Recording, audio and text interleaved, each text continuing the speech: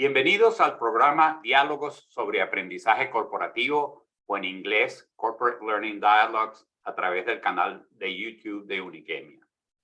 Unikemia es una institución dedicada al desarrollo profesional y académico de ejecutivos en organizaciones empresariales.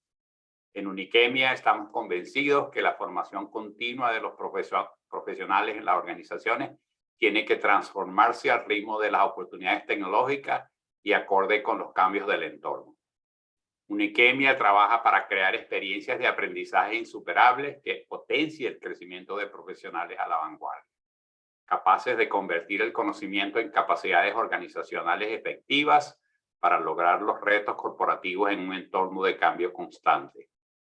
Para lograrlo, Unikemia innova en contenidos y servicios con un ecosistema de aliados referentes globales en el sector educativo y tecnológico y con un equipo humano comprometido a trabajar con altos estándares de calidad y servicio. Mi nombre es Paul Esqueda, profesor emérito de Penn State University.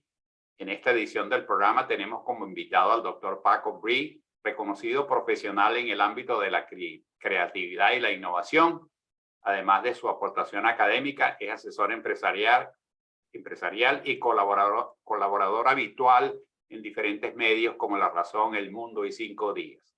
Es doctor en Business Administration por la Kingston Business School, Universidad de Kingston en Londres, y MBA por Edinburgh University Business School. Se ha formado en inteligencia artificial y tecnologías exponenciales en el MIT y en Singularity University. En la actualidad trabaja como profesor y director académico del Máster en Business Innovation de Deusto Business School.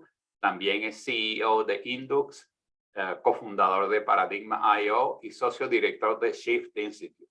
Además es artista, su obra artística está caracterizada por sus collages futuristas y fue el primer artista español en proyectar una obra de arte digital en el edificio más alto del mundo desde el año 2000.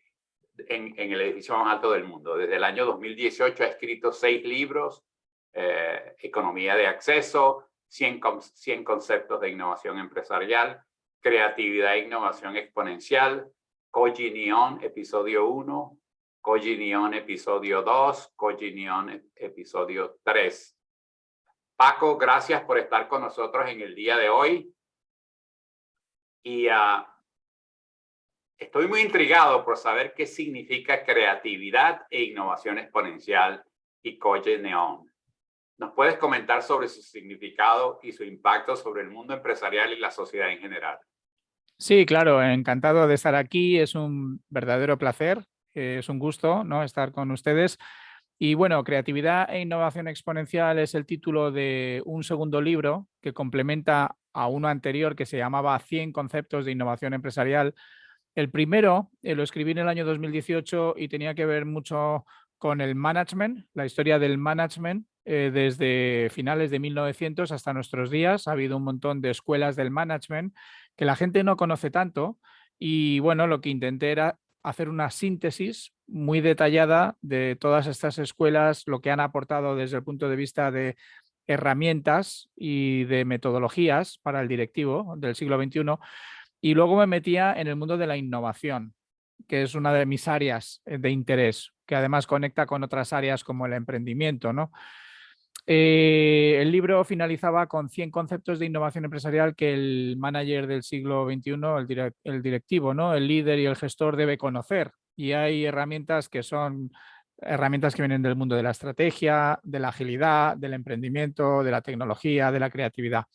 Y lo que ya me di cuenta en ese libro es que estamos viviendo en un momento de cambios acelerados, sobre todo por varias fuerzas, y una de ellas sin duda es la tecnología. Entonces el segundo libro pues lo titulé Creatividad e Innovación Exponencial y ahí me metí de lleno en la tecnología, en lo que llaman las tecnologías exponenciales, que son aquellas que crecen de forma acelerada. Hay sobre todo algunos autores que vienen de universidades como Singularity University o de todo el ecosistema del MIT o otros muchos sitios, donde lo que están diciendo es que hay una serie de fuerzas que están acelerando estas tecnologías. Estas fuerzas pueden englobarse en 2 o 3 ideas, ¿no? Una idea es que cada vez tenemos más capacidad de computación.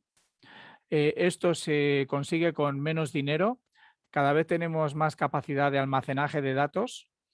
Y luego también hay otra fuerza, que es que todas estas tecnologías se conectan entre sí. O sea que, por ejemplo, si pensamos en inteligencia artificial, está directamente conectada con el aprendizaje automático, con el aprendizaje profundo, con el Internet de las cosas, con el Big Data.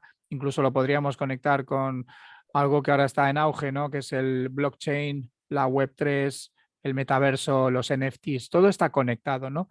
Y entonces, en este segundo libro, Creatividad e Innovación Exponencial, lo que quería era explicar de forma muy sencilla 30 conceptos tecnológicos, principalmente son tecnologías. O sea, explico, por ejemplo, lo que es los asistentes virtuales, por ejemplo, ¿no? O explico lo que es la convergencia acelerada. Y luego, una vez que explicaba estos 30 conceptos de tecnología avanzada, de forma muy sencilla, para una persona de la calle que no está expuesta a ese tipo de conceptos, lo que intenté era ver el impacto que tiene esta tecnología en el área de la creatividad empresarial y en el área de la innovación empresarial. Y tiene un impacto formidable, básicamente, ¿no?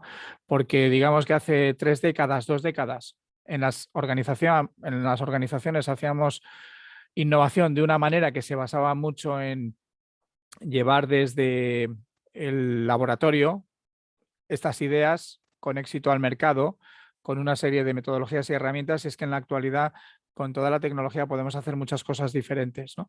Y ese es el libro que está detrás de Creatividad e Innovación Exponencial, que era un libro que en su momento, es el año pues, 2019-2020, para mí era el estado del arte de las tecnologías. Y digo esto porque es que va todo tan deprisa que en ese libro, hace 2 años, no estaba identificado los NFTs, Non-Fungible Tokens, que fue la palabra más singular del año pasado. El año pasado hubo un montón de palabras que surgieron como nuevas para la gente, y NFTs fue considerada la palabra un poco más novedosa del año pasado. Y hace 2 años, pues los mejores expertos con sus informes, estudios, reportes, rankings, no habían identificado que venía NFT tan fuerte, ¿no? Entonces, lo que quiero decir con esto es que todo lo que tenemos que aprender cada vez es más rápido, ¿no? Tenemos que tener esa capacidad de poder formarnos, capacitarnos en un mundo cambiante que va a una velocidad increíble, ¿no? Y entonces eso da vértigo, da un poco de vértigo a las personas. Eso es lo que me pasa a mí con la edad, ¿no? Que me da vértigo. Sí, sí. Pero es excitante, ¿no? Es una cosa increíble, ¿no? Lo que está ocurriendo.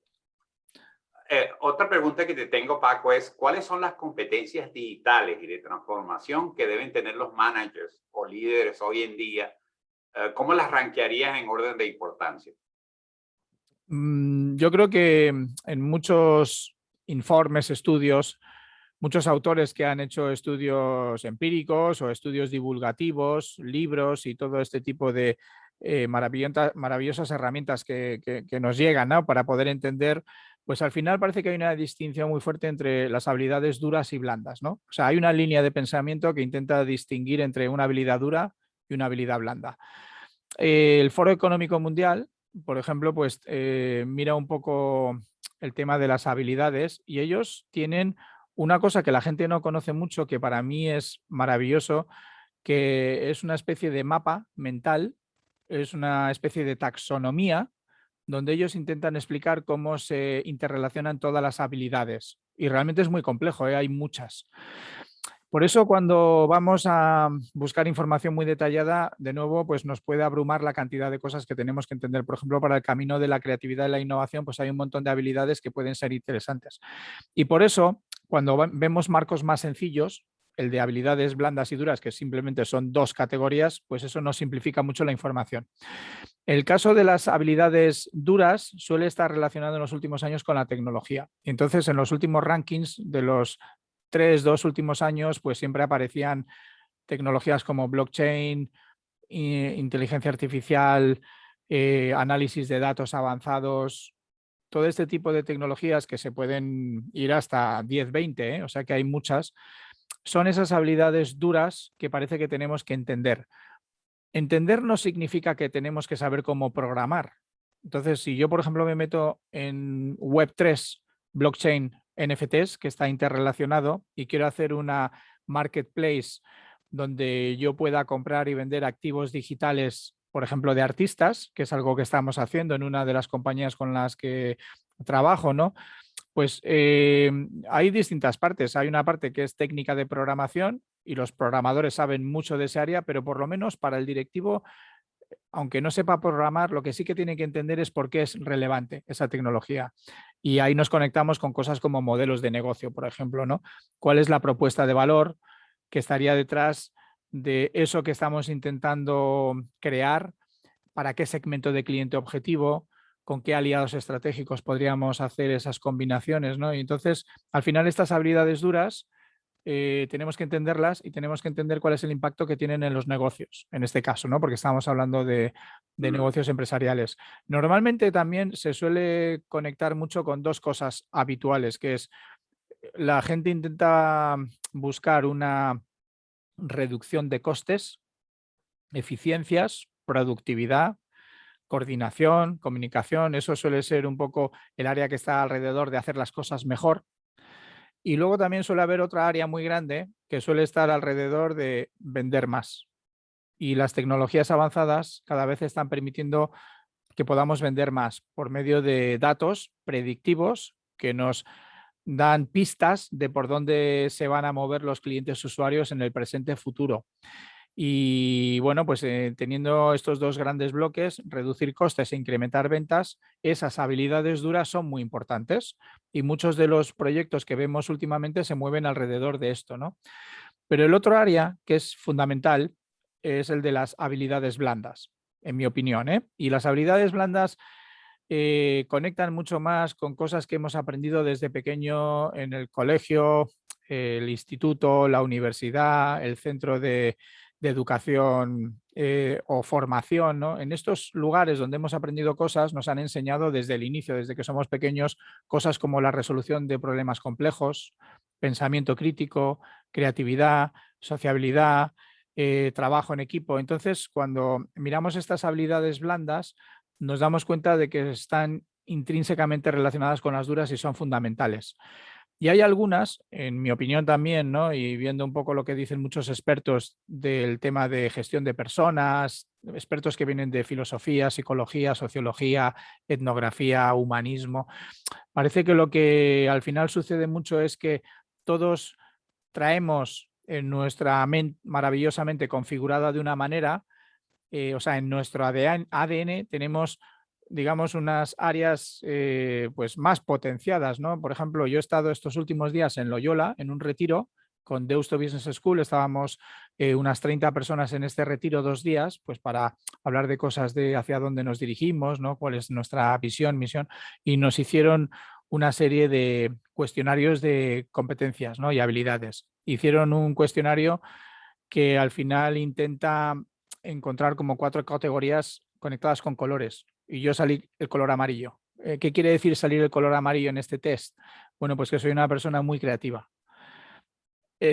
tremendamente creativa en este caso, ¿no? Pero claro, a lo mejor yo me tengo que complementar con otras personas que a lo mejor han salido más analíticas o que han salido más emocionales. Y entonces ahí lo que vemos es que nosotros, digamos, en nuestra configuración mental inicial tenemos unas preferencias, algunas cosas que parece que nos gustan más o menos, y luego lo que podemos hacer a lo largo de la vida es desarrollarnos mucho más en esa, en la que ya somos fuertes, y en las otras en las que a lo mejor no somos tan fuertes desde el inicio, ¿no? Y eso es muy importante, ¿no? Porque al final todos vamos a tener que trabajar en organizaciones donde vamos a tener que tener sobre todo unos objetivos, unos objetivos que vamos a intentar cumplir, ¿no? O satisfacer, y entonces eso nos va a llevar a tener que trabajar de una forma coordinada, con comunicación y demás, ¿no? Y eso normalmente lo que supone es que en las organizaciones va a haber una serie de actividades que están alrededor del ciclo operacional, que es el día a día. Tenemos unos procedimientos, unos procesos, unas soluciones ya conocidas. Normalmente las cosas que hacemos en ese ciclo operacional del día a día, que es lo que paga las nóminas y es lo que mantiene la empresa viva, pues tienen que ver mucho con el diseño de nuevos productos, preventa, venta, entrega, mantenimiento. Y ahí hay muchas funciones, ¿eh? Si vamos con algunas herramientas clásicas del management, por ejemplo, la cadena de valor de Michael Porter, pues tenemos unas actividades primarias y tenemos unas actividades secundarias o de soporte y todo lo que hacemos está alrededor de eso, ¿no? Es el día a día. Claro. Pero luego las empresas tienen otra zona que es el ciclo innovador, que es distinto, porque el ciclo innovador lo que busca es sobre todo pensar qué es lo que vamos a vender desde nuestra organización en 3 años, 5 años, 7 años, 10 años. Y entonces aquí tenemos que ser creativos, tenemos que especular, tenemos que experimentar, tenemos que aprender a fracasar, fallar, errar, tenemos que conseguir digamos, conseguir el compromiso de nuestros jefes que nos permitan hacer esas aventuras arriesgadas porque van a tener un riesgo alto, ¿no? Y entonces nuestros jefes nos van a decir, pero ¿realmente te tienes que meter en ese emprendimiento, en esa aventura tan arriesgada durante 12 meses? ¿No? Y la respuesta es, bueno, estamos buscando los productos del futuro, ¿no? Entonces esas dos piezas, el ciclo operacional y el ciclo innovador, están muy relacionadas también con las habilidades.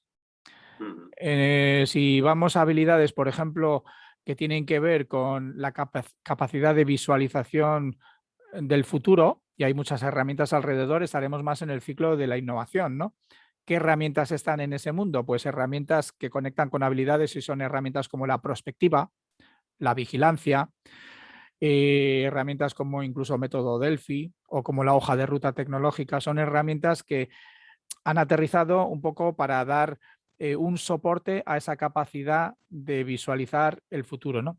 Si estamos mirando el presente, hay otras herramientas, ¿no? Y una típica que conocemos mucho los profesores es inteligencia competitiva, ¿no? O benchmarking. Son dos herramientas clásicas, ¿no? El benchmarking, porque lo conozcan un poco, pues es entender qué hacen los mejores de la clase, metafóricamente, y aprender de ellos, ¿no? Sin embargo, la inteligencia competitiva es un poco distinto, porque la inteligencia competitiva intenta tener toda la información del entorno, de la industria, de la competencia, de los aliados, e intenta coger esa información, sintetizarla de una forma que sea sencilla y luego que nos permita tomar buenas decisiones, porque al final siempre llegamos a un último punto, que es una mejor toma de decisiones, en este caso empresariales, ¿no? Y todo esto que estoy comentando va en dirección a eso. Las habilidades duras, que son tecnológicas, van a intentar darnos esa capacidad de decisión, las blandas también, y entonces, bueno, pues eso es un poco el ecosistema de ideas que se conectan entre sí, ¿no? Y que tenemos que entender y manejar. Muchas gracias, Paco. Es interesante porque yo he reflexionado sobre este tema de las habilidades blandas y las habilidades duras, sobre todo en el contexto de mi trabajo en Penn State, cuando estaba como Associate Dean for Academic Affairs, porque uno nota a los estudiantes cuando entran a la carrera universitaria, al pregrado, que ellos escogen las materias de su especialidad, por ejemplo, si están en ingeniería y se enrutan a ingeniería, y luego llenan todo lo demás en lo que llaman las materias de educación general, ¿no? De estudios generales, ¿no? Y entonces buscan cursos que con el criterio de lo que sea una A fácil, una nota fácil, ¿no? Y entonces se meten en cursos de religión, etcétera, etcétera. Pero la realidad es que las habilidades blandas están allí. Entonces, yo he estado promoviendo dentro de la universidad que se cree un track, una ruta para que la gente fortalezca sus habilidades blandas, ¿no? Toda esta cosa de pensamiento crítico, comunicaciones verbales y escritas, formación de equipos de trabajo, ¿no? Pero es un tema fascinante que parece mentira que como tú lo estás poniendo, ¿no? Que lo fundamental que son la combinación de habilidades blandas y duras y sin embargo nuestros estudiantes en las carreras universitarias usan unos criterios muy primitivos bueno, Sí, vamos a... y te comentaría una cosa adicional que es el término, yo hay dos términos, soy promotor de dos términos habitualmente, ¿eh? Uno es el efecto Medici y el otro es la polimatía. El efecto Medici, que viene del Renacimiento, Lorenzo di Medici, la familia de los Medici, y bueno, hay libros escritos sobre el efecto Medici y lo que ocurrió en el Renacimiento es que hubo una explosión de creatividad y en parte es por este concepto, ¿no? Lo que buscaba Lorenzo di Medici era, él era un mecenas de los grandes genios de la época, personas como Miguel Ángel, que hizo la maravillosa escultura de David, ¿no? que está en Florencia, o también Botticelli o Leonardo da Vinci incluso, ¿no? Y lo que buscaba Lorenzo di Medici era que estas personas se interrelacionasen no solo en el trabajo, sino en el ocio, o sea que, por ejemplo, lo que llamaríamos ahora los cafés, ¿no? En los breaks, pues ellos en las comidas o en las cenas se interrelacionaban e intercambiaban ideas. Entonces había de todo, ¿eh? Había filósofos, escultores, pintores, escritores, personas que hacían comercio y viajaban, ¿no? Y estas personas se interrelacionaban y en ese aluvión de ideas surgía el efecto Medici, que es una innovación en la intersección entre dos mundos. Por ejemplo, en el mundo moderno, una intersección del efecto Medici podría ser una conversación entre la banca y el retail y lo que surge en el medio, ¿no? En áreas del conocimiento de materias podría ser entre finanzas y, por ejemplo, marketing, ¿no? Esa conversación en el medio, ¿no? Y en pasiones, pues podría ser la conversación entre una persona que le gusta subir montañas, un alpinista, y una persona que le gusta ir por debajo del mar, un submarinista, ¿no? Y en esa conversación surgirían cosas interesantes porque se intercambiarían conocimientos de cada lado y en la intersección surgen cosas, ¿no? Eso es el efecto Medici, que tiene que ver mucho con mezclarse, intercambiar ideas, pero el otro concepto es la polimatía. Y la polimatía es un poco diferente, también se puede conectar con personas del Renacimiento, ¿no? Leonardo da Vinci era el polímata por excelencia. El polímata suele ser una persona que conoce muchas áreas del conocimiento con mucha profundidad. Un especialista, que es lo que hemos promovido mucho en el mundo del management en los últimos 200 años, sería una persona que sabe de pocas áreas del conocimiento con mucha profundidad. Por ejemplo, un experto en nanotecnología, que está centrado en esa actividad y está constantemente estudiando sobre lo mismo, ¿no? Una persona generalista sería una persona que sabe de muchas áreas con poca profundidad. Y lo que hemos descubierto es que cuando nos intentamos acercar a la posición del polímata, saber más cosas con más profundidad hasta donde podamos, ¿eh? Porque hay tantas cosas que podemos saber que es muy difícil, ¿no? Tiene un impacto en tres cosas muy interesantes. Uno es, te hace más creativo, más resiliente y más polivalente. ¿Por qué? Pues básicamente porque tienes más recursos mentales, ¿no? Si has hablado con muchas personas de muchísimos países, has estudiado muchas áreas del conocimiento, de las ciencias y las letras, y tienes, digamos, una cabeza muy bien amueblada con todo tipo de cosas, ante un nuevo problema, reto, desafío, vas a tener más recursos para encontrar algo. Y entonces, por eso se dice que es más creativo, resiliente y polivalente. Y además, de esta manera también entendemos que todos aportan cosas. Por ejemplo, las personas generalistas por preferencia suelen ser personas muy sociables que están en todas las salsas y hablan con uno de finanzas y con uno de salud y con uno de retail y con uno de religión. Y entonces luego van y hablan con el otro e intercambian. Entonces son personas que son conectores de conocimientos, aunque no tengan mucha profundidad, no importa. Y entonces yo creo que las habilidades también tienen que ver mucho con esto, ¿no? Con el efecto Medici y con la polimatía. Muy bueno, caramba, qué impresionante. Paco, hay quienes opinan que vamos a una convergencia acelerada del blockchain, Internet of Things, Web3, blockchain, metaverso y los NFT, a la mano de la inteligencia artificial. ¿Qué quiere decir convergencia acelerada en este contexto? Ya tú has mencionado algo, pero te tenía la pregunta en cola.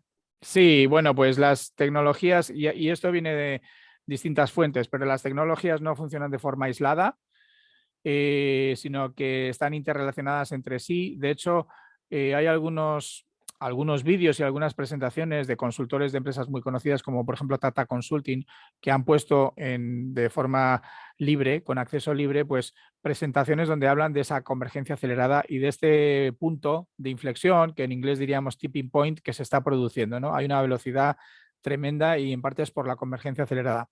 Entonces, lo que vienen a explicar estas personas es que normalmente hay una serie de tecnologías principales en la actualidad sobre las cuales se apoyan las demás. Por ejemplo, el Internet es fundamental, el Big Data es fundamental, ¿no? El IoT, ¿no? El Internet of Things, son tecnologías muy importantes porque son una de las bases sobre las cuales se va a mover una cantidad abrumadora de información que vamos a intentar gestionar para entender, ¿no? Vamos a mover esos datos. Pero si, por ejemplo, nos vamos a una tecnología un poquito más alejada, por ejemplo, la impresión 3D, la impresión 3D es una tecnología exponencial que puede tener mucho impacto en el futuro porque se conecta con algunos conceptos. Por ejemplo, uno de ellos es el Maker Economy, la economía de la persona que hace cosas. Entonces, en el Maker Economy, lo que estaríamos pensando es que a lo mejor dentro de una década, 2 décadas, las personas no van a comprar todo lo que tienen en su casa y todo lo que se ponen de vestimenta, sino que muchas cosas las van a diseñar ellos y las van a hacer ellos con impresoras 3D, ¿no? Entonces, por ejemplo, en la cocina a lo mejor se te rompe un mueble o quieres fabricar un nuevo armario. En la actualidad normalmente lo compras, a no ser que seas un carpintero, ¿no? En el futuro seguramente tendrás diseños gratuitos en Internet y tú los personalizarás, customizarás para que te encajen a ti y además de forma muy precisa en tu casa, en tu cocina, y luego los podrás imprimir con estas impresoras 3D. De hecho, en impresión 3D ya se están imprimiendo casas. Son casas pequeñas, pero se están empezando a imprimir casas, ¿no? También se habla de que la impresión 3D podría tener un valor muy importante en el mundo espacial en el futuro, ¿no? Cuando vayamos a otras zonas, ¿no? Pero claro, la impresión 3D, volvemos un poco al origen, es que necesita de las otras tecnologías para funcionar. Al final tienes que mandar datos, necesitas internet, entonces están interrelacionadas, ¿no? Y yo lo que veo es una interrelación entre dos cosas, yo diría principalmente. Una es las tecnologías en sí, y ahora hablaré un poco de blockchain, Web3, NFTs y metaversos, las tecnologías, y por otra parte lo que sucede con las tecnologías, que en muchos casos acaba siendo una economía completa, ¿no? Y entonces estas economías completas, en el caso de la Maker Economy está claro, ¿no? Pero también hemos tenido muchas economías en los últimos años que han venido influenciadas por la tecnología, y estoy pensando en la economía de acceso, acceder en vez de comprar. Por ejemplo, hace 2 décadas, 3 décadas, todo el mundo se compraría un vehículo, ¿no? En la actualidad, muchas personas lo que están intentando es acceder a un vehículo, no comprar. Entonces hay muchos modelos de negocio, ¿no? Está Uber, por supuesto, pero hay muchos más, ¿no? Ya desde algunos años, empresas o conceptos como Zipcar lo que te decían es eh, coge un vehículo as a service, utilízalo el recorrido que quieras, y ahí incluso se distinguía entre microdistancia, distancia media, distancia larga, y ahí hay un montón de modelos de negocio, ¿no? Entonces, economía de acceso sería una, otra sería economía colaborativa o compartida. Por ejemplo, BlaBlaCar es el típico ejemplo de un modelo de negocio que se apoya en la plataforma tecnológica y lo que busca es, con la colaboración, tener un impacto en la sostenibilidad compartiendo el vehículo para que vayamos varios en el mismo coche, no solo uno, ¿no? Luego tenemos muchas más economías que vienen, ¿no? Entonces, eh, por supuesto, tenemos economías incluso que van hacia la sostenibilidad, como la economía circular o este tipo de economías, ¿no? Entonces, yo distinguiría un poco entre las tecnologías en sí y lo que provocan las tecnologías, que puede llegar a ser economías completas, ¿no? Muchas gracias, Paco. Se, se me van ocurriendo un montón de ideas en la medida que hablas, pero es muy provocador el tema. Paco, ¿cuál crees tú que debe ser la ruta típica o mapa de ruta o roadmap de un gerente director en cualquier organización cuando va en ascenso? ¿Cuáles son los hitos que marcan su desarrollo? Por ejemplo, MBA o programas para ejecutivos. Si puedes vincular tu respuesta a los programas que se dictan en Deusto, por ejemplo. Sí, bueno, yo creo que primero el punto de origen es importante, ¿no? Entonces hay un momento a lo largo de la vida de una persona que si tiene la posibilidad, por supuesto, puede llegar a ese punto donde considera hacer un grado, ¿no? Después de haber tenido la formación anterior, ¿no? Antiguamente era la licenciatura, típicamente en España, que eran 5 años, y luego ya pasamos a los grados, que ya es un modelo más internacional, y bueno, pues son 4 años de trabajo en una materia, ¿no? En ese punto, y ya con una influencia de lo que ha pasado en los años anteriores, y hay claramente personas que quizá se mueven más en un entorno más científico-técnico, por decirlo de alguna manera, y personas que se mueven más en un entorno que va mucho hacia la social science, ¿no? Y entonces ahí tenemos personas que estudian ingeniería, informática, este tipo de estudios, ¿no? Estas personas pueden acabar en todos los sectores, pueden acabar lo mismo en construcción, que pueden acabar en industria, que pueden acabar en cualquier sector final, ¿no? Y luego estas otras personas que van más a estas áreas más que yo llamaría de social science, pues pueden estudiar lo que antes llamábamos recursos humanos, que ahora también llamamos mucho gestión de personas, pueden estudiar áreas como... Hay algunas que están un poco en el medio, porque el marketing a lo mejor tiene una componente más cuantitativa y otra más cualitativa y puede estar un poco en medio, ¿no? Pero hay algunas áreas que, digamos, que tienen una menos carga de lo que serían las matemáticas, ¿no? Y los datos duros.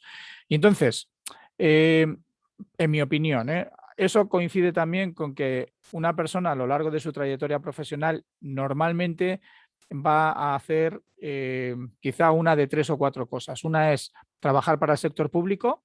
En ese caso, pues es muy frecuente que se preparen unas oposiciones para tener un puesto permanente en la administración, ¿no? Hay personas que irán al sector privado y normalmente ahí, pues idealmente pueden intentar entrar en una empresa de multinacional, gran tamaño, tamaño medio o tamaño pequeño, puede ser una pyme o micropyme, y entonces intentarán entrar en esta organización para tener un salario bruto anual que les permita pues llevar su vida adelante, ¿no? Hay otras personas que van a tener un interés muy fuerte por emprender y estas personas van a intentar generar ellos mismos ese emprendimiento, ¿no? Y luego va a haber otras personas que es muy probable que tengan una mentalidad más libre, más abierta, que puedan ir desde lo que sería una actividad de freelance o que puedan ser asesores, consultores y muchas más combinaciones, ¿no? Entonces, a medida que uno va ascendiendo en el camino que haya elegido, no es lo mismo ir subiendo, por ejemplo, en la pirámide de una empresa privada grande, que ir subiendo y teniendo más conocimientos y experiencia como emprendedor. No es lo mismo, ¿no? Pero en cualquier caso, lo que sí que va a suceder es que vamos a tener que ir fortaleciendo constantemente nuestros conocimientos y nuestras capacidades.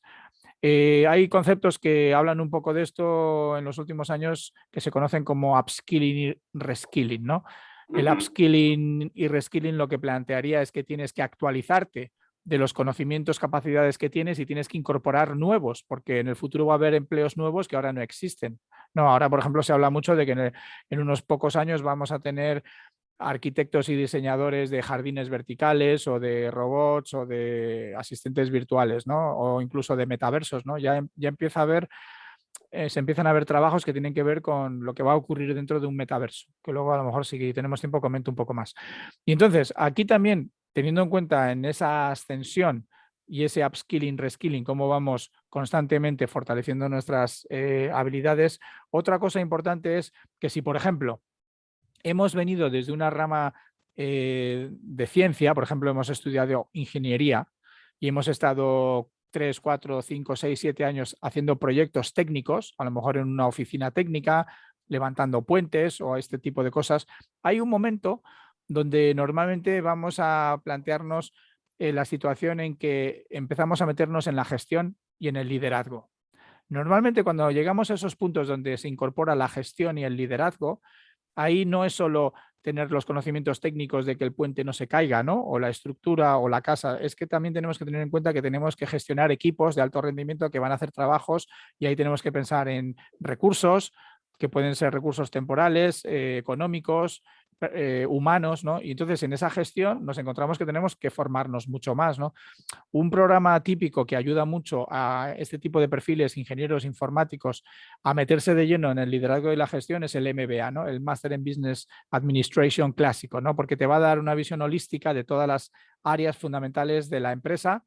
Y bueno, esto desde Henry Fayol con el management administrativo cerca de 1920-30, pues ya se marcaron las bases de qué es lo que se debería enseñar desde el punto de vista de la empresa, ¿no? Entonces ahí tenemos un área muy grande de finanzas, un área muy grande de comercialización y marketing, un área muy grande de producción, logística, operaciones, tenemos un área muy grande también de aspectos legales y técnicos. Entonces, todo eso lo veríamos en un MBA.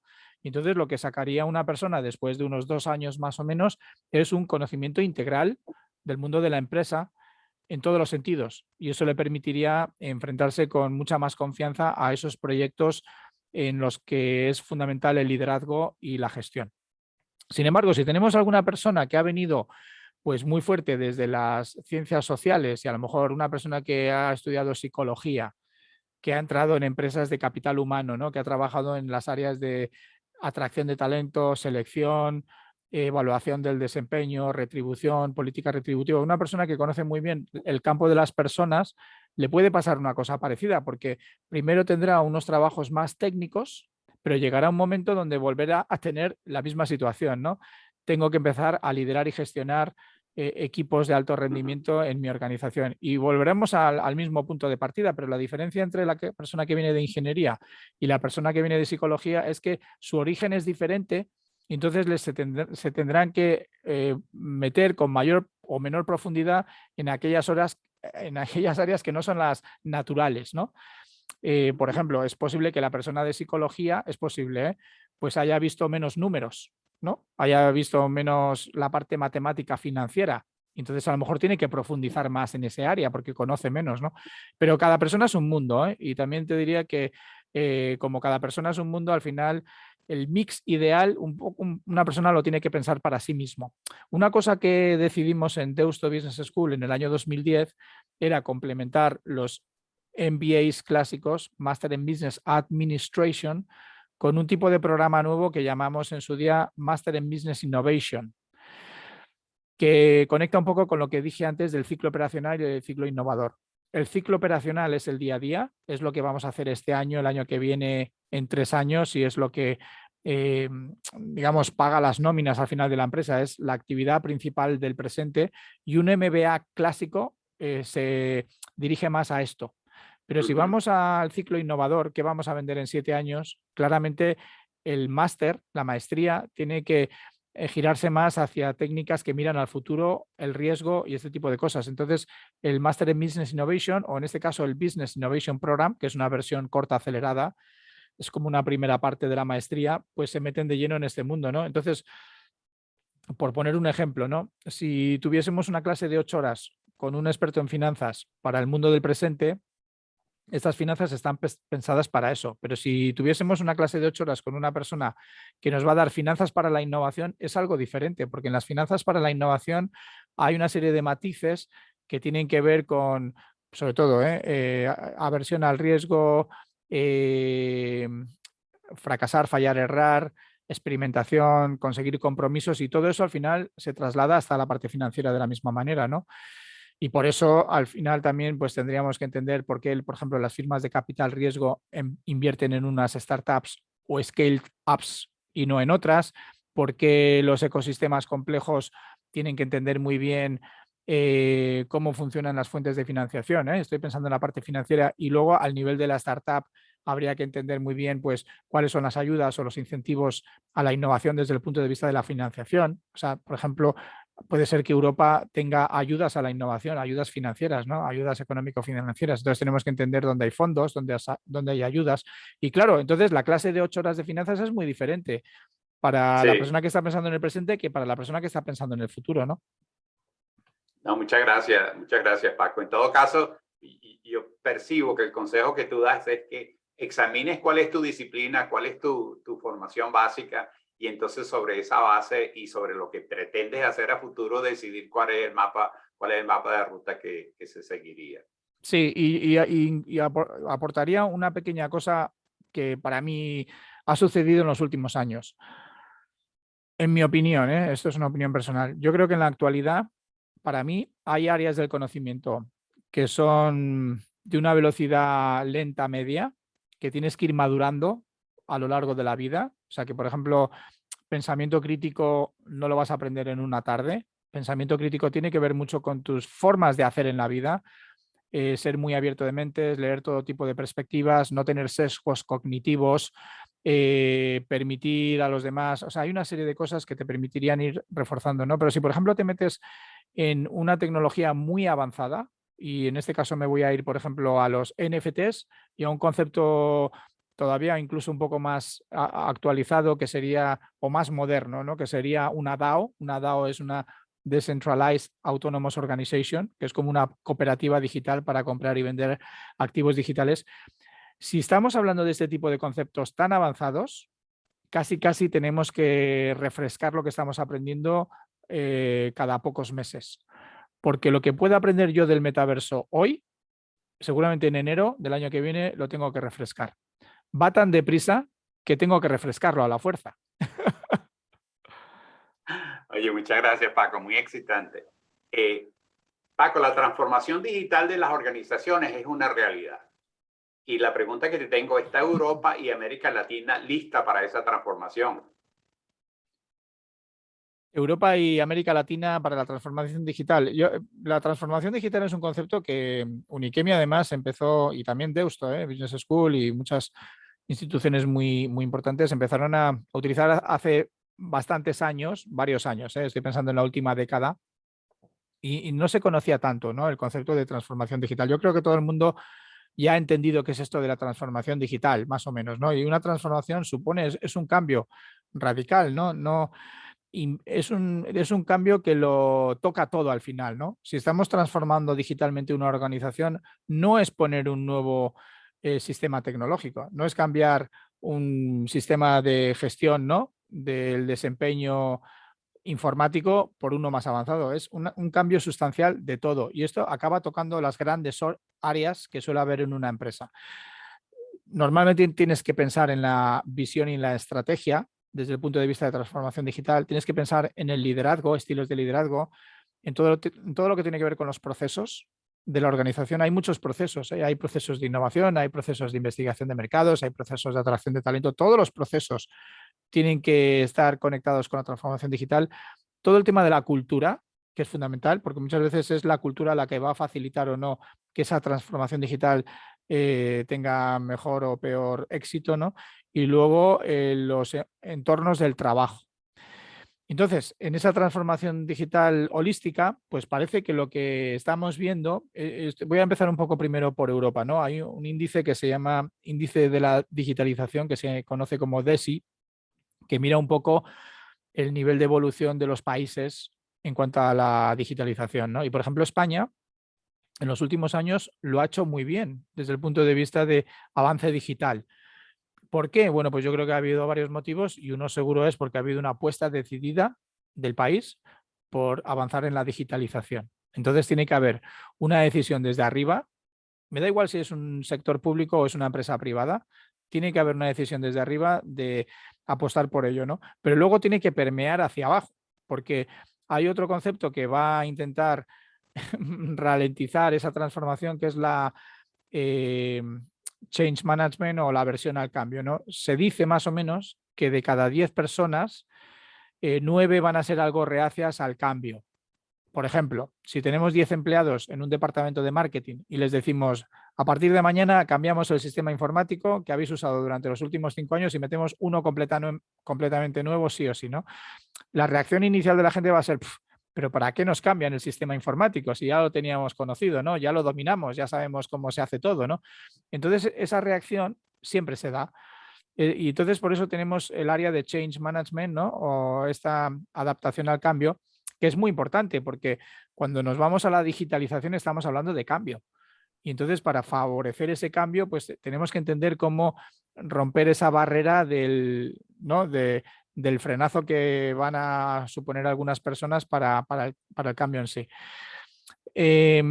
Si pensamos en Latinoamérica, conozco menos, pero por los participantes que han ido viniendo al máster que dirijo, ¿no? Al máster en Business Innovation y al Business Innovation Program a lo largo de los años, me he dado, no sé, la percepción que he sacado es que, en mi opinión, claramente hay algunas zonas que realmente están muy avanzadas en temas tecnológicos digitales en Latinoamérica. Mucho, ¿no? No, también es que no han venido representantes de todos los países, entonces tampoco puedo generalizar esto que estoy diciendo, pero hemos tenido personas que han venido desde Perú, por ejemplo, hasta México, pasando por Chile, Colombia, Ecuador, y en muchos casos estas personas a mí me sorprendían de lo avanzadas que estaban desde el punto de vista de la tecnología y la digitalización, y además nos contaban casos de usuario, casos de uso en sus empresas, que podían ser bancos o podían ser empresas de energía o empresas de construcción, y nos contaban casos reales de lo que estaban haciendo y bueno, pues a mí me daba muy buena sensación. Eso no quiere decir que una persona que conozca mucho más lo que está sucediendo allí me diga, no, no, pero todavía hay mucho que hacer, Paco. Entonces, vamos. No, de acuerdo. Por cierto, yo estando en Penn State, se hicieron 3 cambios de sistema. Uno, el sistema de control de estudios, ¿no? Típica situación, Penn State tenía un sistema hecho en casa, ¿no? Que prácticamente era incompatible con todos los sistemas existentes. Luego, el sistema de control de estudios, pero su implantación implicaba un cambio radical en la manera como se hacían los horarios de clase, ¿no? Y eso impactaba a los profesores. Entonces, la reacción al cambio allí fue bestial. Luego vino el sistema de recursos humanos, que se llama Workday. A lo mejor tú lo conoces, ¿no? Workday a mí me impactó porque yo contrataba a todos los profesores yo mismo directamente en mi oficina y todos los profesores adjuntos. Y entonces este sistema agarraba control de eso y emitía los contratos directamente, ¿no? Y yo me sentía, yo al principio no entendía qué era lo que estaban tratando de hacer, ¿no? Lo que sentía era que una excesiva centralización de o sea, me estaban quitando autonomía, ¿no? Era lo que yo sentía. Sí. Y el último sistema es el sistema financiero, que es un enterprise system, y también es centralizante, ¿no? Porque el control se va hacia las autoridades más altas de la organización. Entonces, se genera también rechazo, los distintos ambientes que generan rechazo. Pero todos estos sistemas, primero, están interconectados y segundo, son hechos con cloud computing, ¿no? Con la nube. Entonces, la transformación está allí, ¿no? De facto, ¿no? Y este es un proceso que tiene andando en Penn State como está andando en los últimos 10, 15 años, ¿no? El último sistema que se implantó el sistema financiero, pero tienes toda la razón en el caso de Latinoamérica, mi impresión es que Latinoamérica está tan penetrada por las corporaciones norteamericanas que no, yo creo que no tienen otro camino que la transformación digital, ¿no? De adaptarse, ¿no? Independientemente de los desarrollos locales, ¿no? Sí. Luego hay un tema que hemos comentado varias veces en la universidad y en las empresas, ¿no? En las que me muevo, que es que el COVID-19 realmente supuso un cambio, ¿no? Desde el punto de vista de la universidad fue clarísimo. Un día estábamos dando las clases presenciales, nos movíamos en nuestros vehículos o en aviones incluso y viajábamos de un sitio a otro pues para dar clases in company, en empresas, y de la noche a la mañana nos vimos encerrados en casa y teníamos que seguir haciendo el trabajo, ¿no?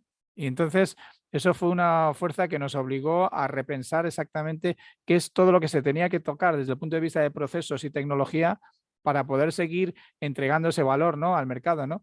Y lo que nos encontramos fue que nos adaptamos bastante bien. Increíble, ¿no? La gente, sí, de no usar nunca Zoom, Teams, todas estas plataformas, Blackboards y demás, de la noche a la mañana pues empezamos a coger soltura, a dar clases. Claro, no es lo mismo dar 8 horas de clase presencial que dar 8 horas de clase online. Entonces también tuvimos que entender cuál es la capacidad que tiene la audiencia de estar atento tanto presencialmente como online y entonces buscar estrategias para, o sea, y fue una revolución. Pero eso lo que provocó es que al mismo tiempo empezamos a utilizar estas mismas herramientas para trabajar nosotros en equipo y tener reuniones virtuales, y empezamos a entender cómo son las técnicas para tener estas reuniones, y al final, al principio todo el mundo tenía problemas de conexión y pasados unos días todo el mundo se conectaba justo en el minuto que empezaba la reunión sin ningún problema, y entonces la curva de aprendizaje fue excepcional, ¿no? Increíble, y eso es exponencial. Sí, sí. No sé si os pasó igual. No, igual. Por cierto, aquí iba a comentar cuando lo mencionaste, lo que tú comentaste, lo de uso del vehículo, del automóvil, que uno no tiene que comprarlo, que uno tiene alternativas para movilizarse.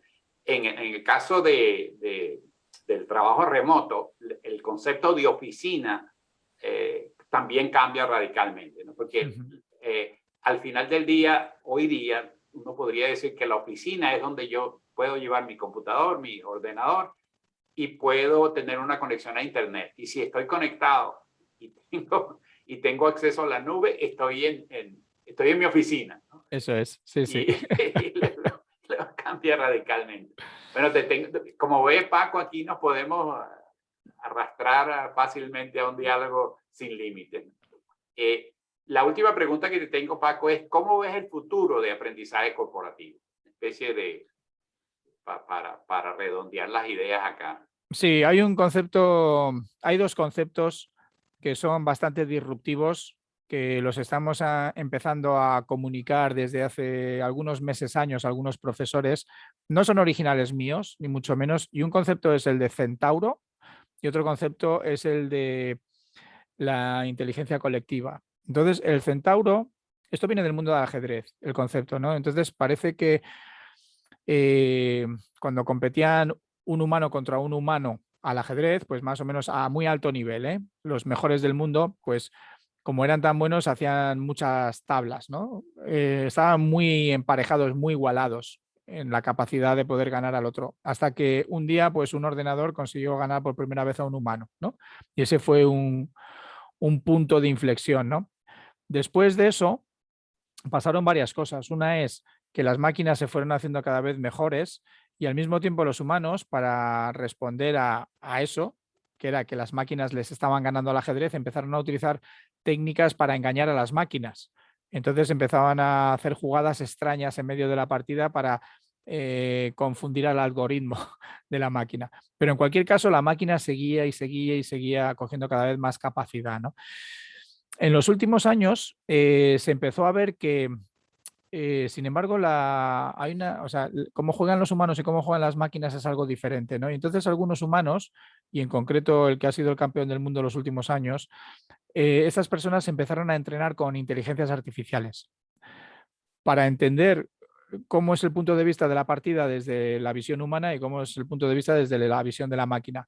Y al hacer esto, estas personas potenciaron mucho su capacidad para ganar y empezaron a ganar. Y empezaron a ser, en este caso, esta persona fue durante varios años el número 1 del mundo y se estaba entrenando con una inteligencia artificial.